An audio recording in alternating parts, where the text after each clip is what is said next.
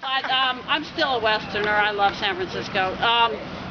Let's see. And then when Andy lived in New York City, East Lower Side, he was in there, and there was a big snowstorm. A bunch of us piled in somebody's car and made it out to Old Westbury just in time. I don't remember whose car that was or how we got out here or anything. But then Barry, who was the crazy guy that John was mentioning, who could do anything. You know, everybody remembers Barry, purred like a cat, right? And Barry took us out in a VW, and he just drove like a madman. You know, having all kinds of fun, spinning around in the snow, and just having a blast. Nothing ever bothered Barry. That was really amazing. And then there were two memories that I was telling Elaine and Carlos inside that are related to race and to my learning things, which Paul Guzman, who didn't call himself Pablo at that time, said to me once. So these taught me about the reality and the fictionality of race, these things. So he said to me once, he said, "Joan, I'm not black, I'm Puerto Rican," you know?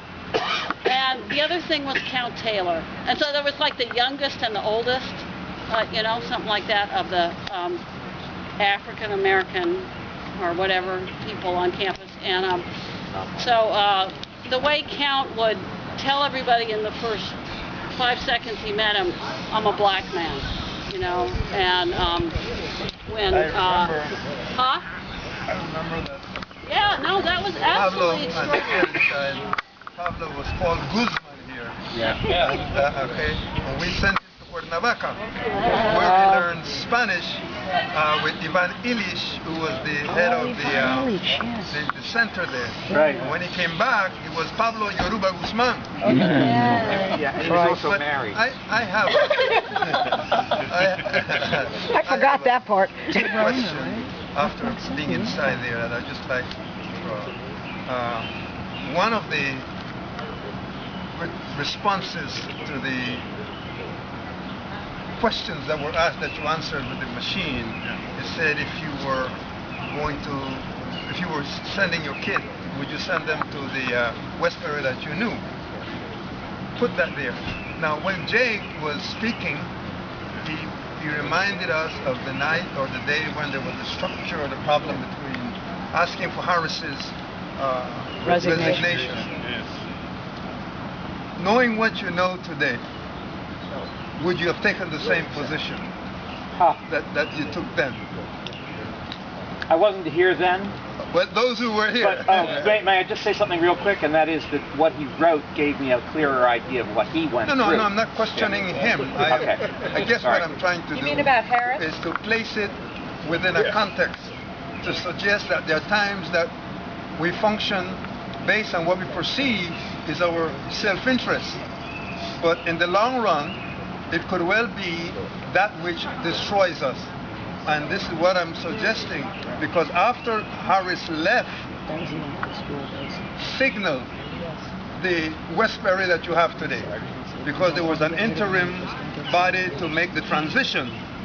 And that transition, looking back, because perhaps one did not know it then, looking back was an attempt to reintegrate Westbury into the system where the kind of education that you were getting was not real anymore. And as I said earlier, I remember in the seminar that I taught with Harris, there were 3 books, and it was Gebre that reminded me. Malcolm X, one by Plato, and one by Dostoevsky. Now where today do you get that kind of interaction and the ability and the freedom to even talk about grooving in the grass degrees, as you did? I don't know. I'm just saying that. I think what you're saying is be careful what you wish for, because it might come true. In retrospect, it's clear Harris was not our enemy. Yes. And our enemy was the State University of New York. I mean, where's Fran? Fran's paper, those of you who've read it, it's really interesting because he talks about the different expectations that the state had, and put in this language we read this language to be completely different from what their expectations were. Right. So the threat to the original Old Westbury was the state of New York and the college council. It wasn't Harris, but Harris was the person we... No, but Harris was